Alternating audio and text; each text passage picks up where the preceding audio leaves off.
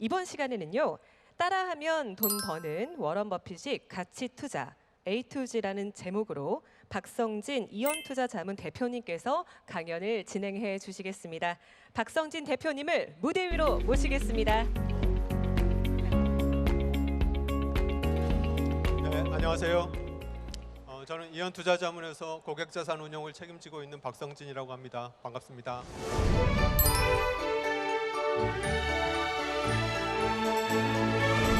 오늘 제가 맡은 주제가 따라하면 돈 버는 워런 버핏식 가치 투자라는 제목으로 강의를 하게 됐는데요. 근데 이제 처음부터 제가 좀 죄송한 말씀을 드려야 될 것 같은데, 따라하면 쉽게 돈을 버는 그런 투자 방식은 사실 없거든요. 그래서 제목이 좀 낚시성인 것 같아서 미리 죄송하다는 말씀을 좀 드리고요. 많은 분들이 이제 투자를 하다 보면 이제 여러분들이 이제 지금까지 공부해 오셨던 과정이 초등학생, 중고등학교, 대학교 이런 과정들이 공식을 외우고 규칙을 외워가지고 그 공식이나 규칙을 적용해서 문제를 푸는 과정들에 익숙하시잖아요. 그래서 투자도 마찬가지로 어떤 규칙이나 공식을 외우면 쉽게 투자할 수 있는 그런 방법이 있지 않을까. 오늘 제목도 따라하면 쉽게 돈을 버는 워런 버핏식 가치 투자라는 제목을 달았는데 그런 게 있지 않을까 이제 많은 분들이 좀 그런 공식을 갈구하고 계시는데요.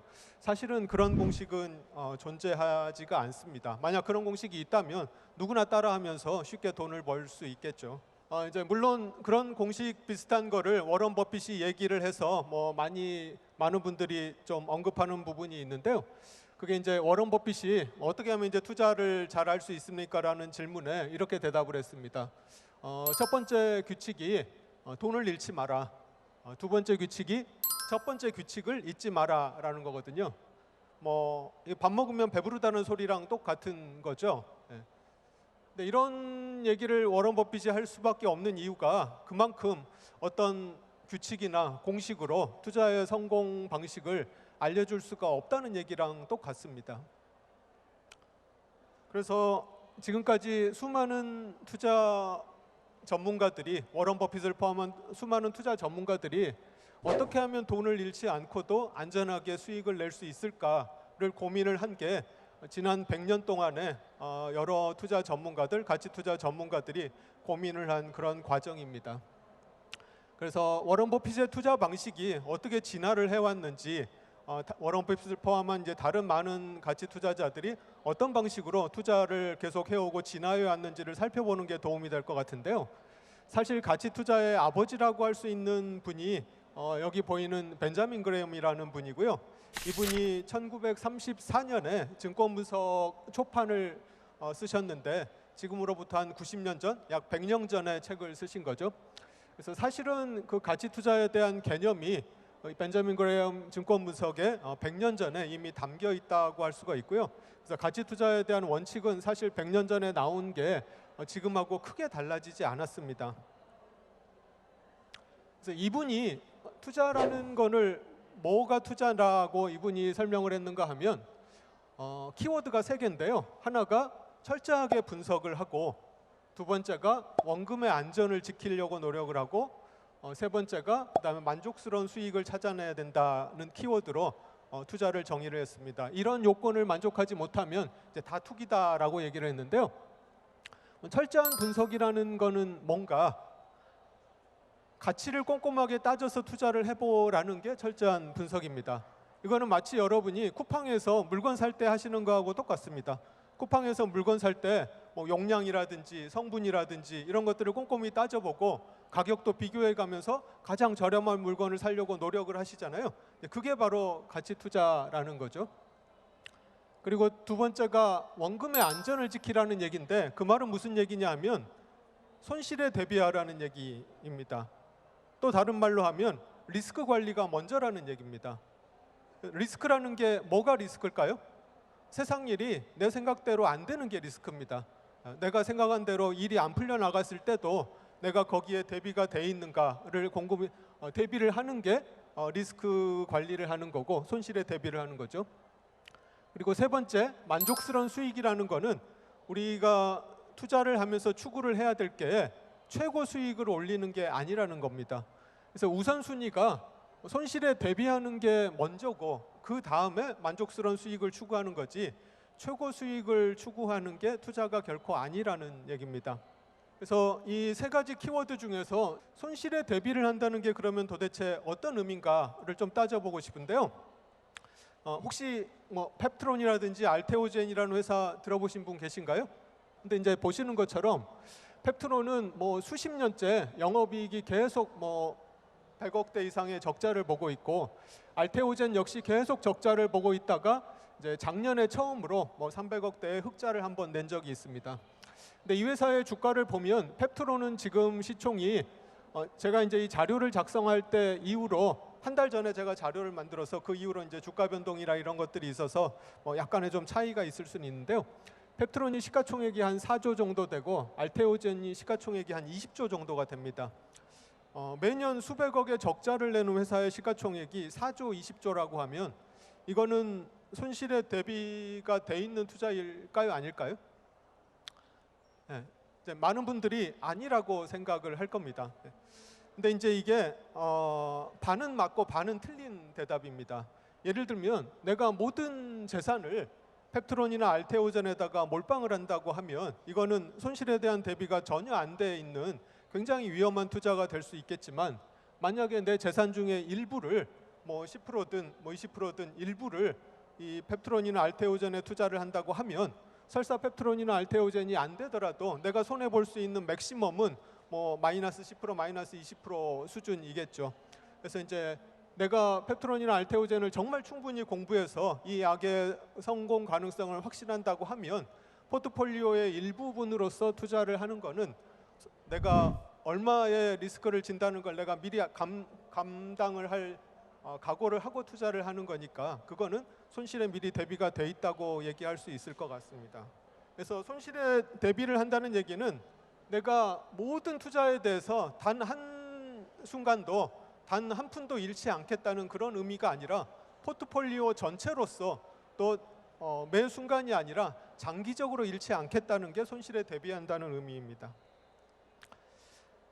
그러면 이제 가치를 또 꼼꼼히 따져봐야 된다라고 했는데 이 가치를 꼼꼼히 따져본다는 거는 어떤 의미인가? 벤자민 그램이 얘기를 한 거는 자산이나 이익이나 배당금, 확실한 전망처럼 사실로 뒷받침되는 가치가 확실한 가치다라고 벤자민 그레엄은 얘기를 하고 있습니다.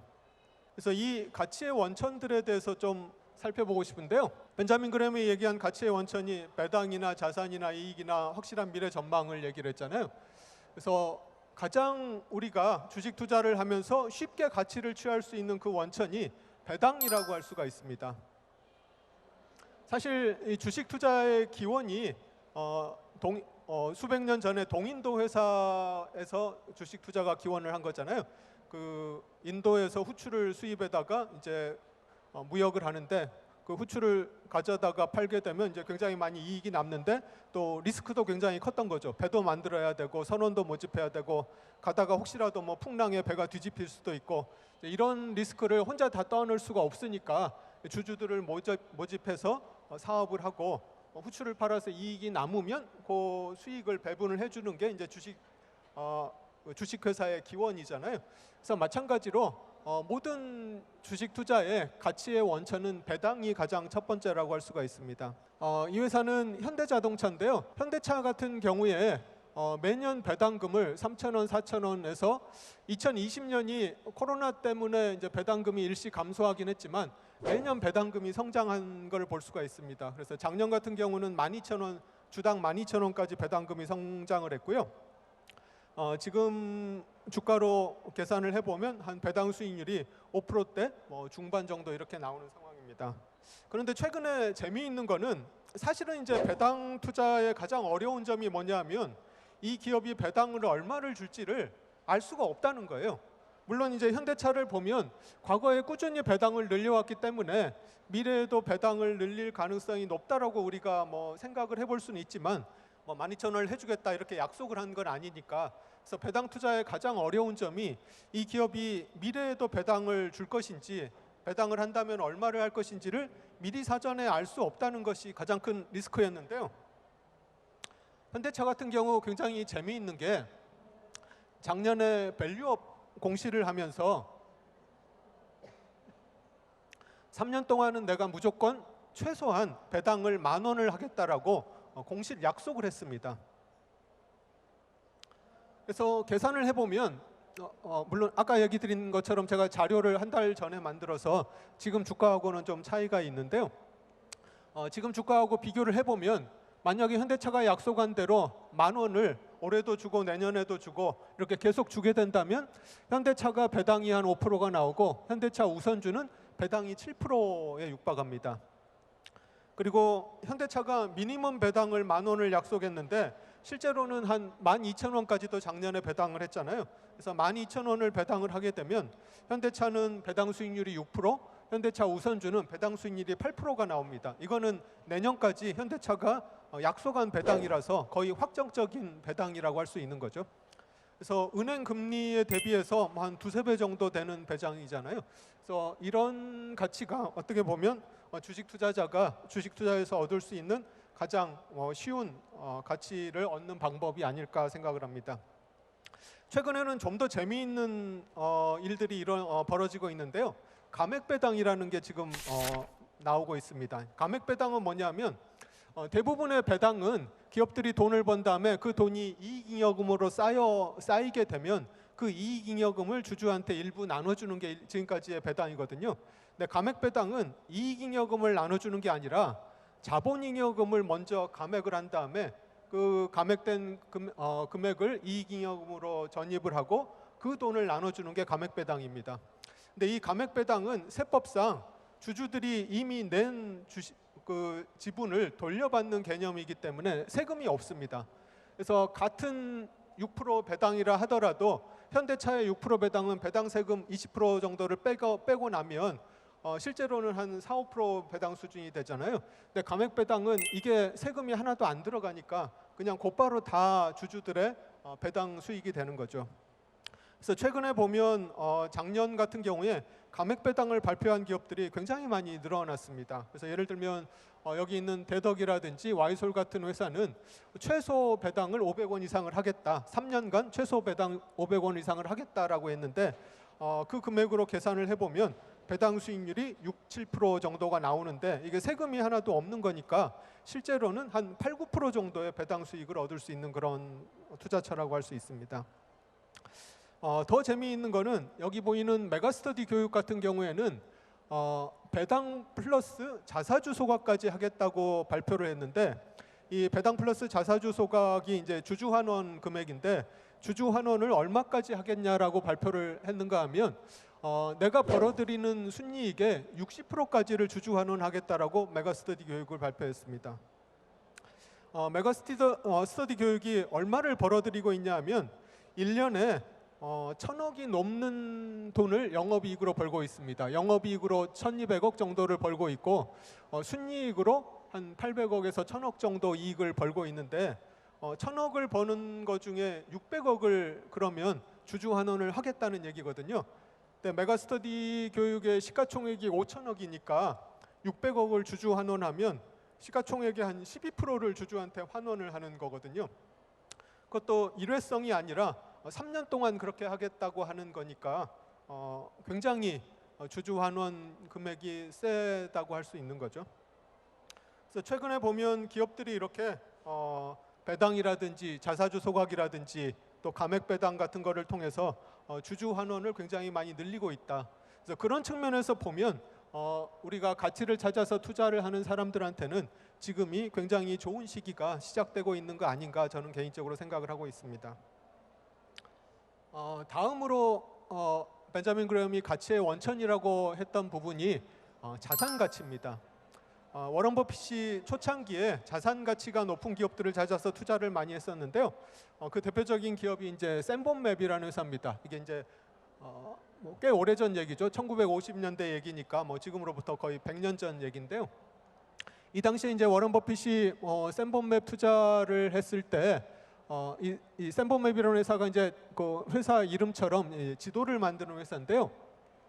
이 회사에 뭐를 보고 투자를 했는가 하면 저기 보시는 것처럼 이 회사의 투자 자산이 한 260만 달러 정도의 투자 자산이 장부가에 있다고 잡혀 있는데 실제로 이 회사의 시가총액이 한 460만 달러였습니다.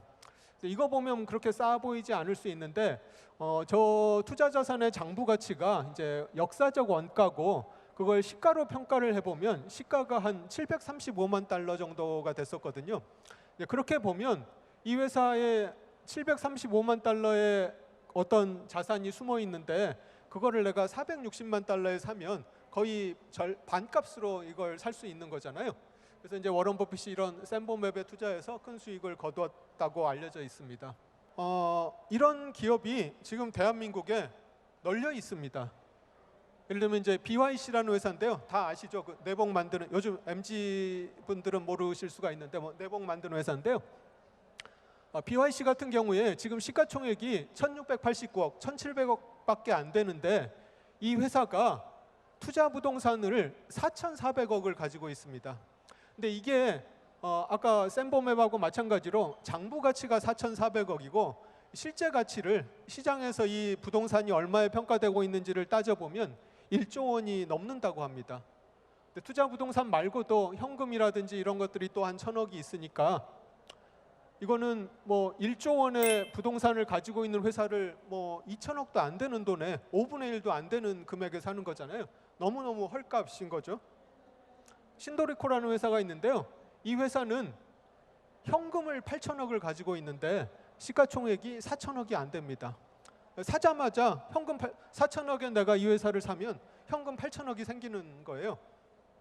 이런 말도 안 되는 기업들이 지금 대한민국에 널려 있거든요.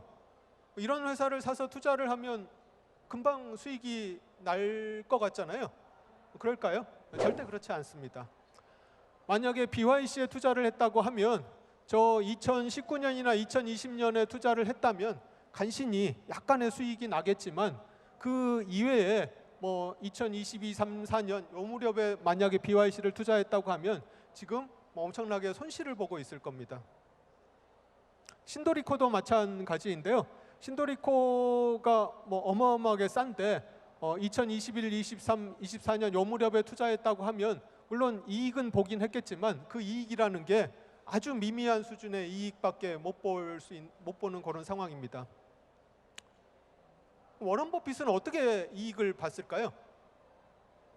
워런 버핏이 이렇게 자산 가치가 높은 기업을 그냥 사서 가만히 기다렸던 게 아닙니다. 워런 버핏은 여러분들이 잘 모르시겠지만 굉장한 행동주의 투자가였습니다. 샘보맵에 어떻게 투자를 했는가 하면 처음에 이제 본인뿐만 아니라 뭐 가족, 친구들 돈을 다 투입을 해서 굉장히 많은 지분을 확보를 했습니다. 그 다음에 샘보맵 이사회에 본인이 이사로 진입을 한 다음에 이사회에서 회사가 가지고 있는 잉여 자금을 주주들한테 분배를 해라라고 요청을 했습니다. 근데 그 말이 곧바로 먹혀 들었을까요? 그렇지 않습니다. 분배하라고 했더니 이사회 사람들이 무슨 말도 안 되는 뭐 요구를 하는가 콧방귀를 끼면서 아예 뭐 듣지를 않았습니다. 그래서 워런 버핏이 어떻게 했는가? 열받아서 샘보맵 주식을 더 샀습니다. 그래서 23%까지 확보를 한 다음에 계속해서 이사회에다가 압력을 집어넣고 만약에 주주 환원을 하지 않으면 특별위원회를 소집해서 회사를 경영권까지 내고 확보를 하겠다라고 위협을 했는데 그 결과로 이제 결국은 이사회 다른 멤버들이 기부업을 하고 워런 버핏한테 샘보맵의 여유 자금을 분배를 했습니다. 그래서 BYC라든지 신도리코라든지 이런 기업들이 자산 가치 대비 싸다고 그냥 사서 막연하게 주가가 오르기를 기다리는 그런 투자가 안 통한다는 거죠. 미국이라고 통하느냐 하면 미국도 역시 안 통했다는 거죠. 워런 버핏의 행동주의로 그런 기업들이 바뀌도록 이렇게 압력을 넣고 나서야 그게 행동이 된 거지 그냥 가만히 앉아서 기업들이 알아서 주주들한테 자산을 돌려주지를 않는다는 얘기입니다. 여기서 우리가 좀 생각을 해볼 게 기업의 주인은 누구인가? 주주는 도대체 어떤 존재인가를 한번 생각을 해볼 필요가 있는데요. 기업하고 관련돼서 다양한 이해관계자들이 있습니다. 우리 주주만 있는 게 아니라 종업원도 있고 정부도 있고 채권자도 있고 거래처도 있고 굉장히 다양한 이해관계자가 있는데요. 이런 다양한 이해관계자 중에서 주주는 좀 굉장히 특별한 존재입니다. 어떤 점이 특별한가 하면 주주를 뺀 나머지 이해관계자들은 특별한 법적인 보호를 받고 있습니다. 예를 들면 기업이 종업원한테는 급여를 지불해야 되잖아요. 근데 만약에 기업이 종업원한테 급여를 안 주면 어떻게 될까요? 노동법에 의해서 잡혀갑니다. 정부한테 세금을 내야 되는데 세금을 안 넣게 되면 어떻게 되죠? 탈세로 잡혀가게 됩니다. 마찬가지로 채권자한테는 이자를 줘야 되고 거래처한테는 거래대금을 지불을 해야 됩니다. 만약에 안 하게 되면 잡혀가게 되는 거죠. 근데 주주는 어떻죠? 주주는 이 나머지 종업원, 정부, 거래처, 채권자, 나머지 모든 이해관계자들이 다 자기 몫을 챙겨간 다음에 뭔가 남아있는 게 있다고 하면 그 남아있는 자녀 재산에 대해서 주주가 일부를 가져갈 수 있는 권리를 갖고 있는 게 주주입니다. 그래서 주주한테 내가 얼마를 보장해 줘야 되겠다라고 계약서에 명시되어 있는 게 아닌 거죠. 다른 이제 종업원이나 정부나 채권자는 계약서상에 그 관계가 명시가 되어 있는데 주주는 이제 그런 게 없는 거죠. 그래서 이제 많은 기업들이 주주 돈을 공짜라고 생각을 하는데 주주 돈은 공짜가 아닙니다. 기업들이 사업을 하기 위해서 본인 돈으로는 자본을 다 충당할 수가 없기 때문에 주주들한테 돈을 받는 거잖아요. 그러면 암묵적인 약속이 아까 동인도 회사 얘기를 했지만 내가 이 기업을 해서 이익이 나면 그 이익을 주주들한테 돌려주겠다라는 거를 암묵적으로 약속을 하는 거거든요. 근데 지금 국내에서는 그게 지금 잘 안 먹히고 있습니다. 네, 그래서 이제 기업들이 제대로 경영을 하고 있는지 주주 가치를 높이기 위해서 노력을 하고 있는지를 주주가 감시를 해야 되는데 여러분들이 삼성전자에 투자를 하고 있는데 삼성전자가 잘하고 있는지를 일일이 여러분들이 뭐 따져가면서 이렇게 삼성전자한테 뭐 감나라 대추나라 할 수가 없는 거잖아요. 그래서 우리나라 기업들은 이런 형태를 취하고 있습니다. 주주가 있고 이사가 있고 경영진이 있는데 이 경영진이 기업 가치를 높이기 위해서 활동을 하고 있는지를 주주가 직접 감시하고 할 수가 없기 때문에 중간에 이사를 둬서 주주총회에서 이사를 선출한 다음에 이사들한테 이 경영진이 제대로 경영을 하고 있는지를 맡기도록 위임을 합니다. 그래서 이거를 이제 기업 거버넌스라고 하는데요. 근데 문제는 이 이사들이 전체 주주를 위해서 일하는 게 아니라 오직 대주주만을 위해서 일하는 경우가 지금 비일비재하다는 거죠. 그래서 전체 주주들한테는 손해가 되더라도 대주주한테만 이득이 되면 이사들은 그런 의사결정을 해버리는데요. 이제 그걸 못하게 하겠다는 게 지금 이제 언론이라든지 이런 데서 많이 이야기되고 있는 상법 개정입니다. 상법 개정을 하면서 이사들이 전체 주주를 위해서 특정한 대주주를 위해서가 아니라 전체 주주들을 위해서 기업을 감시하고 경영자가 올바른 행동을 하도록 하겠다는 게 상법 개정이거든요. 그럼 어떻게 하면 주가를 경영자가 바로잡을 수 있는가? 가장 쉬운 건 배당금을 인상하는 겁니다. BYC가 투자하고 있는 부동산이 1조가 넘는데 시가총액이 2천억도 안 되잖아요. 신도리코가 현금을 8천억을 들고 있는데 시가총액이 4천억이 안 되잖아요. 근데 배당을 얼마를 하는지를 보십시오. BYC가 배당 수익률이 1%가 안 됩니다. 그나마 최근에 좀 올라서 한 1.1%가 된 거고 과거에는 0.2% 거의 배당을 안 줬다는 얘기죠. 신도리코도 최근에 배당 수익률이 4% 정도가 나오는데 이게 배당금을 올려서 배당 수익률이 4%가 된 게 아니라 주가가 빠져가지고 4%가 된 겁니다. 신도리코가 주는 배당은 과거나 지금이나 1,500원으로 다를 게 하나도 없어요. 주가가 빠졌으니까 배당 수익률이 올라간 거지 배당금을 높여서 배당 수익률이 올라간 게 아니거든요. 만약에 신도리코가 배당금을 지금 시가총액이 4천억인데 배당으로 1,000억을 쓰겠다라고 하면 주가가 여기 가만히 있을까요? 주가가 아마 더블로 올라갈 겁니다. 그래서 경영진이 주가를 바로잡는 가장 쉬운 방법은 청산가치에 걸맞게 배당금을 인상하는 겁니다. 그리고 사업 운영에 필요하지는 현금은 주주한테 돌려주는 겁니다. 신도리코가 현금 8천억을 들고 있었는데 이게 최근에 생긴 8천억이 아니라 이미 10년 전부터 신도리코에 현금이 8천억이 넘는 돈이 계속 쌓여 있는 겁니다. 그 얘기는 신도리코가 이 현금을 지금 10년 동안이나 어디다 쓰지 못한다는 얘기잖아요. 이 잉여 현금이라는 얘기고 이걸 투자를 해서 뭔가 새로운 가치를 만들어낼 능력이 없다는 얘기죠. 그런 돈은 주주한테 돌려줘야 된다는 겁니다. 그래서 수익력과 청산 가치의 괴리를 면밀히 들여다봐서 매각이나 청산이 합리적이라면 그렇게 하는 게 낫다. 세 번째 가치의 원천은 이익입니다. 이제 많은 분들이 주식 투자를 하면서 기업이 벌어들이는 이익에 굉장히 많이 관심을 가지고 계신데요. 그 이익에 대비해서 이제 싸게 살려는 게 우리들 가치 투자자들이 하는 역할이잖아요.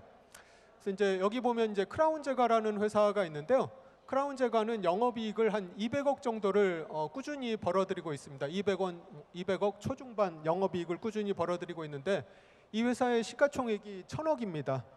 벌어들이는 이익에서 한 5배 정도밖에 안 되는 거죠. 이렇게 보면 굉장히 싸 보이잖아요. 벌어들이는 이익이 200억이 넘는데 시가총액이 1000억밖에 안 되니까 내가 이 회사를 통째로 인수하면 5년만 지나면 본전을 다 뽑는 거잖아요. 그래서 굉장히 싸 보이는데 이런 회사에 투자를 하면 어떻게 될까요? 굉장히 고통스럽습니다. 주가가 계속 흘러내리고 지난 5년 동안 주가가 계속 1000억대에서 왔다 갔다 했거든요. 지금은 이익을 버는 것처럼 보이는데 그래서 그 벌어들이는 이익에 대비해서 지금 주가가 굉장히 싸 보이는데 이 기업들이 싼 이유가 있었다는 거죠. 왜냐하면 이익이 성장을 전혀 못하고 있잖아요. 크라운 제과 같은 경우 10년 동안 계속 이익이 영업이익 200억에서 이익이 정체가 돼 있고요. 그래서 지금 벌어들이는 이익에 대비해서 주가가 싼 경우는 시장이 이 이익이 지속 가능하지 않을 거다. 앞으로 이익이 빠질 거다. 설사 지속 가능하더라도 성장이 앞으로 없을 거다라고 가정을 하는 상황입니다. 그래서 이런 기업을 싸다고 투자를 하면 굉장히 낭패를 보게 되는 거죠.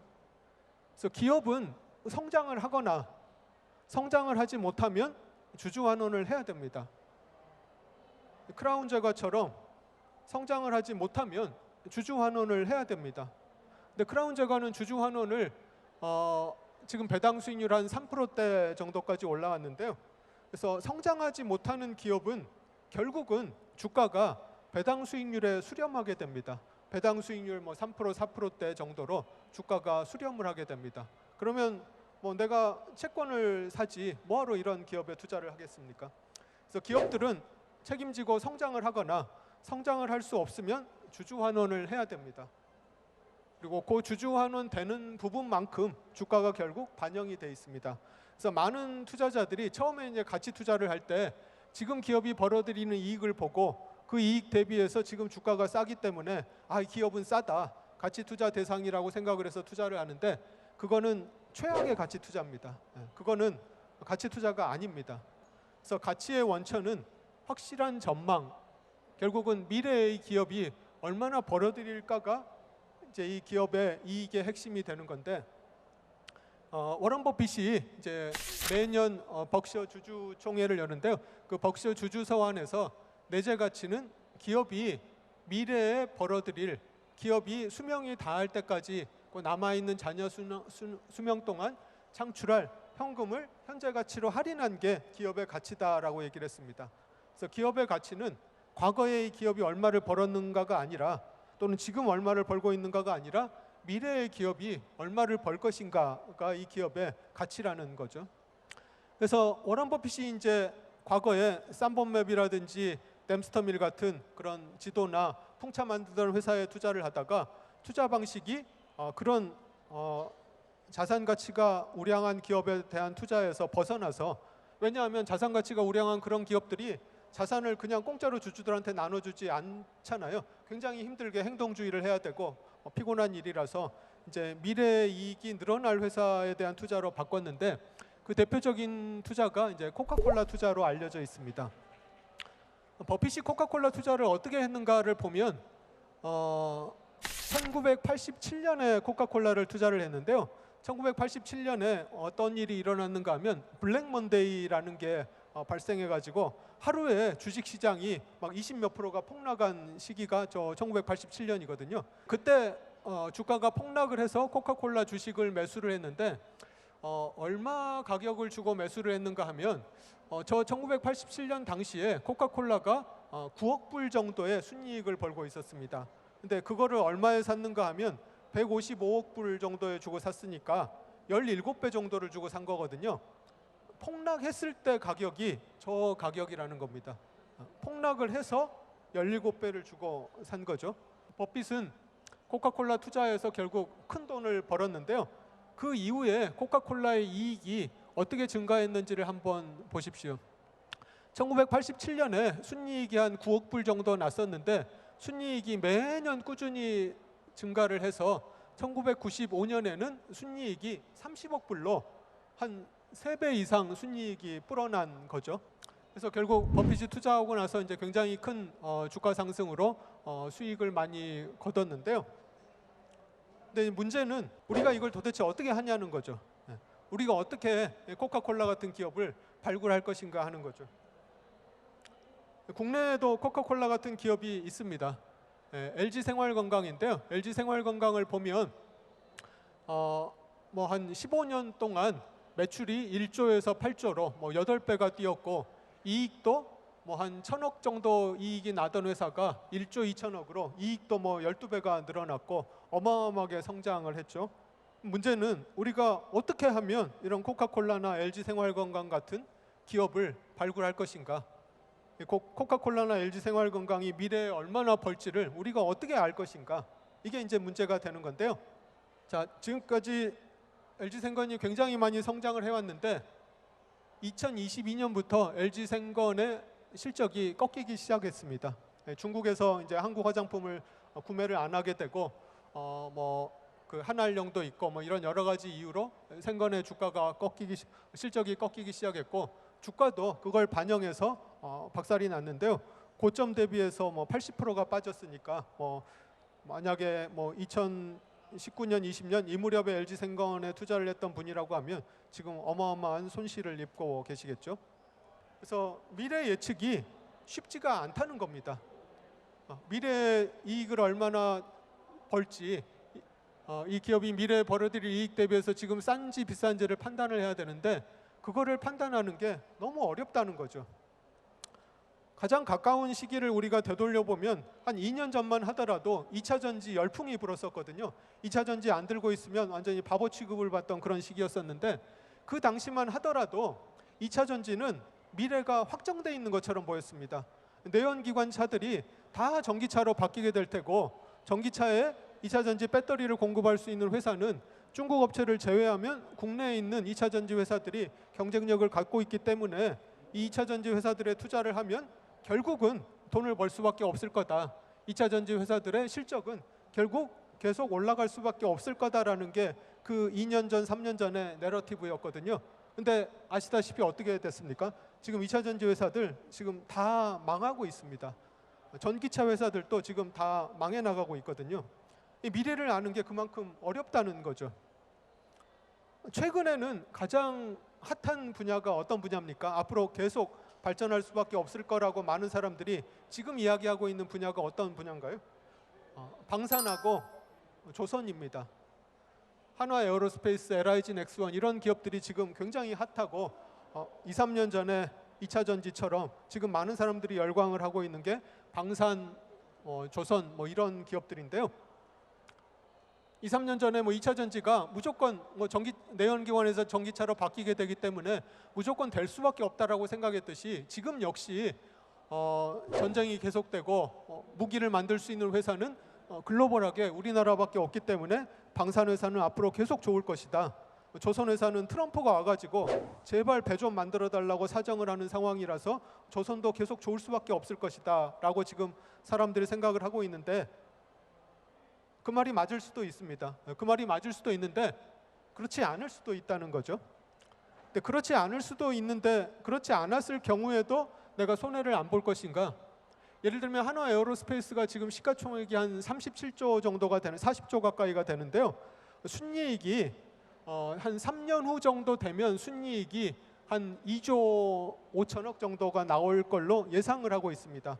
그러면 3년 후 순이익에 대비해서 한 15배 이상을 주고 있는 거거든요. 3년 후 순이익의 15배 이상의 시총이 정당화가 되려면 2027년에 또 미래 3년을 내다봐서 2030년 그 이후까지도 계속해서 연복리로 15% 이상의 성장을 할 걸로 전망을 할 수 있어야 되는데 과연 2030년에 한화 에어로스페이스의 미래가 어떻게 될까요? 그게 만약 여러분의 머릿속에 그려지시면 한화 에어로스페이스에 투자를 하셔도 됩니다. LIG 넥슨도 마찬가지고요. 현대중공업, 하나오션 다 마찬가지입니다. 그래서 문제는 이 마지막 게 되게 어렵다는 겁니다. 배당을 보고 투자를 하거나 자산 가치로 투자를 하거나 현재 이익을 보는 거는 굉장히 쉬운데 미래에 이 기업이 얼마를 벌지를 아는 거는 너무너무 어렵다는 겁니다. 그래서 이제 워런 버핏이 얘기를 한 게 그래서 능력 범위 안에서 추정을 하라고 얘기를 하고 있습니다. 내가 모든 기업의 미래 이익을 알 수가 없기 때문에 내 능력으로 이 기업의 미래 이익을 전망할 수 있는 그런 기업에 한해서만 투자를 해야 된다. 내가 이해할 수 있는 기업에만 투자를 해야 된다라고 워런 버핏이 조언을 하고 있습니다. 근데 이런 워런 버핏조차도 틀리는 경우가 왕왕 있습니다. 가장 최근에 대표적인 사례가 항공사에 대한 투자인데요. 사실 워런 버핏은 항공사를 굉장히 안 좋아했습니다. 항공사가 처음에 투자를 잔뜩 해야 되잖아요. 비행기 하나 사는데 수천억씩 돈을 써야 되니까 수천억의 돈을 쓰고 돈을 뽑는 거는 사람들한테 몇백만 원씩 이렇게 뽑아서 이제 그걸 메꿔야 되는 거니까 굉장히 안 좋은 사업으로 이제 워런 버핏은 평가를 했는데요. 심지어 어떤 얘기까지 했냐면 비행기를 처음 발명한 라이트 형제를 총으로 쐈어야 한다까지 표현을 했을 정도입니다. 그래야지 후손들이 돈 낭비를 하지 않을 테니까 이렇게까지 표현을 해서 항공산업을 굉장히 안 좋게 생각을 했는데 2017년 무렵이 되면 워런 버핏이 생각을 바꿉니다. 이제 항공사들이 구조조정이 됐기 때문에 항공산업이 안정화가 됐고 이제 항공사들이 안정적으로 돈을 벌 수 있을 것이다라고 이제 생각을 바꾸고 항공사에 투자를 했는데 무슨 일이 벌어졌습니까? 코로나가 터지면서 완전히 세계가 스탑이 되면서 항공사들이 완전히 망했죠. 그러면서 이제 2020년에 워런 버핏이 투자했던 항공사들 다 손절을 하고 손실 처리를 했던 이제 그런 건데요. 이런 것처럼 워런 버핏조차도 미래를 내다보는 게 너무 어렵다라는 겁니다. 그나마 우리가 어느 정도 미래를 알 수 있는 게 저는 세상이 결국 오르막이 있으면 내리막이 있다는 사이클이 있다는 거를 이용을 하는 게 결국은 미래를 전망하는 그나마 좀 더 쉬운 방법이 아닐까 생각을 하고 있습니다. 예를 들면 토끼와 늑대가 있는데 토끼가 굉장히 많이 있으면 먹을 게 많으니까 이제 늑대들이 번창을 하겠죠. 근데 늑대가 이제 계속 많아지면서 토끼를 다 잡아먹어 버리면 이제 토끼 개체수가 계속 줄어들게 되고 토끼 개체수가 이제 계속 줄어들게 되면 먹을 게 없으니까 이제 늑대도 굶주려서 늑대의 개체수도 줄어들게 되고 늑대 개체수가 줄어들게 되면 이제 다시 포식자가 없어졌으니까 이제 토끼들이 다시 번창을 하게 되고 이게 이제 사이클이 일어나는 원리인데요. 이게 기업 환경에서도 똑같은 일이 일어납니다. 모든 산업에서 결국은 자연하고 똑같이 이런 개체수가 늘어나고 줄어들고 이익이 크게 났다가 손실이 나는 그런 사이클이 계속 반복되는 게 일반적이거든요. 그래서 이런 사이클을 이용을 하는 게 보다 더 미래를 전망하는 게 좀 더 유망하다고 생각을 해서 저는 이제 사이클 투자를 많이 하는데요. 예를 들면 최근에 제가 투자를 했던 게 현대건설에 투자를 했는데요. 제가 이제 2024년 11월 무렵에 현대건설에 투자를 했는데 현대건설에 제가 투자를 했던 이유는 아까 이제 토끼하고 늑대처럼 건설사들이 아시다시피 최근 한 3, 4년 굉장히 어려웠습니다.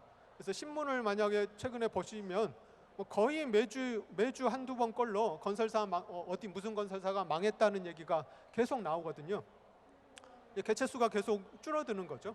그러면서 이제 바닥을 형성하고 지금 보면 이제 건설사하고 그 재개발 조합하고 그 역학관계를 보면 건설사로 파워가 계속 넘어가고 있다는 거를 아마 계속 지켜보신 분들은 느끼실 겁니다. 건설사가 돈 올려주지 않으면 나 건설 안 할 거야 라고 하면 결국은 재개발 조합이 돈을 올려주는 게 최근 비일비재하게 나타나고 있습니다. 그 말이 아까 얘기했던 가격 결정력을 누가 가지고 있는가 하면 재건축 조합이 아니라 건설사가 갖게 됐다는 거죠. 과거에는 그게 아니었습니다. 과거에는 경쟁이 너무 치열해가지고 어디 재건축을 한다라고 하면 수많은 건설사들이 들어가서 뭐 내가 하겠다고 하니까 가격을 뭐 계속 낮출 수밖에 없었었는데, 지금은 건설사들이 다 망해 나가고 남아있는 상위 몇 개 건설사들만이 남아있고, 그런 건설사들조차도 수익성을 관리하기 위해서 돈이 안 되면 건설하지 않겠다라는 입장을 취하고 있어서, 지금은 가격 결정력을 누가 갖고 있냐면 조합이 아니라 건설사가 건설사한테로 가격 결정력이 넘어가게 되는 거죠. 그럼에도 불구하고 많은 투자자들이 지금 부동산 시장이 너무 어렵다고 생각을 해서 이런 이제 방산이라든지 조선처럼 이렇게 전망이 좋은 분야에만 관심을 갖고 이런 건설에는 관심을 안 가지고 계시잖아요. 그럴 때가 저는 사이클의 바닥이라고 생각을 해서 이제 투자를 하는데요.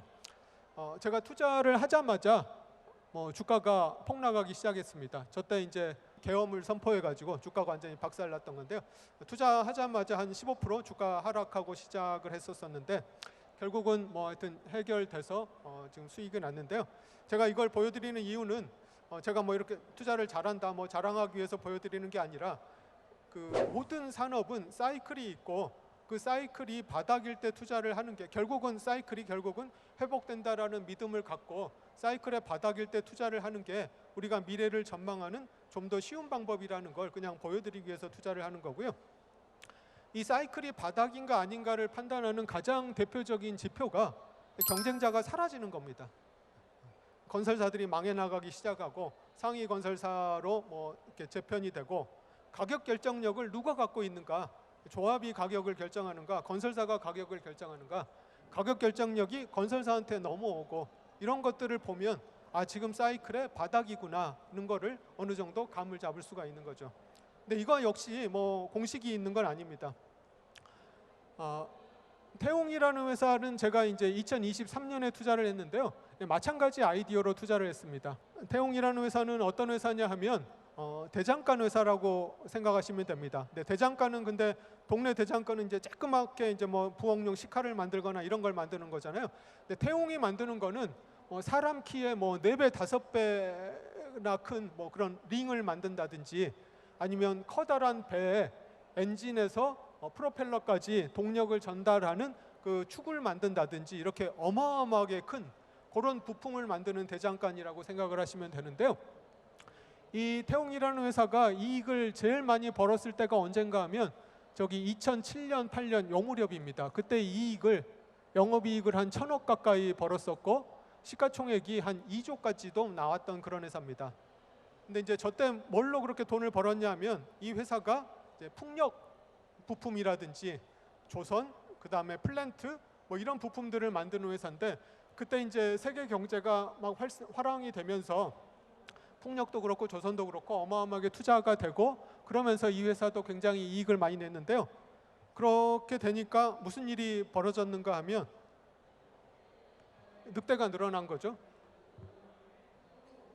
이 단조 사업이 돈이 된다는 걸 알게 되니까 너도 나도 단조 사업에 뛰어들었습니다. 그래서 평산, 현진소재, 영연BM 이런 수많은 경쟁자들이 뛰어들면서 단가 경쟁이 일어나기 시작하니까 이제 그때부터 사업이 굉장히 악화되기 시작했고, 또 설상가상으로 경제가 침체에 들어가게 되면서 수요도 줄어들게 되면서 실적이 계속 악화되기 시작했습니다. 그렇게 힘든 시기를 한 10년 가까이 버티다가 2023년 정도 무렵부터 이 단조 사업이 회복되는 기미가 느껴져서 제가 투자를 시작을 했었는데요. 그래서 제가 이제 투자를 했던 게 2023년 초반에 투자를 했는데, 그때 보면 이제 영업이익이 슬금슬금 회복되기 시작을 했습니다. 그래서 2023년 2분기에 영업이익이 한 13%까지 나왔던 걸로 회복이 됐고, 그러면서 이제 주가도 굉장히 많이 올랐거든요. 그래서 이제 처음에 제가 투자하고 나서 투자하자마자 주가가 거의 더블 가까이 올라서 역시 나는 투자에 천재다라고 생각을 하고 있었는데, 그 다음에 제 생각대로 일이 안 됐습니다. 원자재들이 굉장히 갑자기 인플레이션이 되고 금리가 막 치솟기 시작하면서 고금리로 인해서 프로젝트 자금 조달도 굉장히 어려워지고, 이런 여러 가지 것들이 생기면서 프로젝트들이 점차 계속 딜레이가 되고 수주가 안 나오고 하면서 이 기업의 실적이 예상보다 굉장히 어려워져서 잘 안 나오기 시작을 했습니다. 설상가상으로 2023년 3분기에는 기대했던 거에 비해서 굉장히 안 좋은 실적이 나오면서 주가가 하루에도 20% 가까이 빠지기도 하고 이런 일이 벌어졌었거든요. 그러다가 그리고 이제 또 트럼프가 해상 풍력은 소용없다라는 그런 부정적인 입장을 표하면서 해상 풍력 업황이 굉장히 안 좋은 그런 상황까지 직면을 했는데 결국 초반에 제가 투자가 굉장히 술술 잘 풀려가는 듯 하다가 중간에 굉장히 많은 풍랑을 겪으면서 지금까지 이렇게 흘러오게 됐는데요. 주식 투자라는 게 그렇다는 거죠. 내가 생각한 대로 일사천리로 이렇게 흘러가지 않더라는 거죠. 중간에 내가 생각하지 못했던 수많은 난관들, 생각하지 못했던 일이 벌어지고 그런 것들을 하나하나 이겨나가는 게 주식 투자라는 거고요. 그래서 하여튼 미래를 내다보는 게 중요한데 그 미래를 내다보는 게 쉽지가 않더라. 그나마 쉬운 게 사이클을 파악을 하는 건데 사이클을 파악을 하는 거는 결국 경쟁자들이 다 도태되고 망해 나가는가, 그리고 기업이 가격 결정력을 가지게 되는가 하는 것들을 힌트로 해서 지금 사이클의 바닥인지 아닌지를 파악하는 게 중요하다. 근데 그렇게 파악해서 투자를 하더라도 일이 내 뜻대로 진행되지가 않더라. 생각지도 않았던 원자재 가격 인상이 일어나고 트럼프 대통령이 당선되고 이런 것들로 인해서 수많은 우여곡절이 발생하더라. 그 다음에 이런 사이클을 이용할 때 굉장히 중요하게 생각을 해야 될 게 이게 그냥 사이클의 바닥인지 아니면 사이클이 완전히 망가져버린지를 판단을 해야 됩니다. 예를 들면 지금 석유화학이 대표적인 사이클 산업인데요. 지금 석유화학 기업들의 실적이 굉장히 안 좋거든요. 그러면 이 석유화학이 지금 사이클의 바닥인가 아니면 이 사이클이 완전히 망가져버린 것인가. 예를 들면 조선이 지금은 대한민국 조선이 세계 최고지만 과거 한 30년 전만 하더라도 일본 조선 업체들이 세계 최고였거든요. 한 40년 전만 하더라도. 근데 그 일본 조선 업체들이 지금은 다 망하고 이제 대한민국 조선 업체가 세계 최고가 됐는데 지금 석유화학 산업이 혹시 과거 30년, 40년 전에 일본 조선 업체와 같은 상황은 아닌 건지 아니면 정말 그냥 사이클의 바닥인 건지를 파악을 해야 되는 거죠. 그래서 사이클 투자를 할 때는 이 사이클의 바닥이 맞는 건지 아니면 사이클 자체가 완전히 망가져 버렸는지를 구분해서 투자를 해야 된다 얘기를 드리고 싶습니다. 그래서 지금까지 얘기 드렸던 거를 좀 정리를 해보면 투자라는 거는 철저하게 분석을 하고 그 다음에 수익보다는 리스크 관리가 우선이고 그 다음에 수익을 내는 게 투자다라고 할 수가 있고 그거를 하기 위해서 이제 고민한 결과들이 가치 투자라고 할 수가 있습니다. 어디서 가치를 찾을 건지, 리스크 관리는 내가 어떻게 할 건지, 안전 마진을 어떻게 확보할 것인지 이런 거에 대한 고민이 이제 결국은 가치 투자라고 할 수가 있고 그런 고민의 결과로 이런 투자가 그 가치 투자가 계속 진화해 왔다고 볼 수가 있는데요. 그래서 워런 버핏을 보면 내가 워런 버핏처럼 투자하겠다라고 하는데 워런 버핏의 어느 시기처럼 투자를 하겠다는 거에 따라서 투자가 완전히 달라집니다. 워런 버핏이 20대 투자를 하던 방식하고 40대, 50대 투자를 하던 방식하고 지금 80대 투자를 하는 방식하고 워런 버핏도 투자 방식이 다 달라져 왔다는 거죠. 그래서 가치 투자라는 게 단순하게 PBR이 1 이하인 기업, 퍼가 10 이하인 기업 이런 거를 사는 게 가치 투자가 아닙니다. 어디서 내가 가치를 확보할 것인지, 내가 리스크를 어떻게 해치를 할 것인지, 내가 어떻게 안전 마진을 추구할 것인지에 대한 고민의 결과로 다양한 스타일이 나올 수 있는 게 가치 투자라는 거고요. 그 중에서 나한테 맞는 스타일을 여러분들이 찾으셔야 되는 겁니다.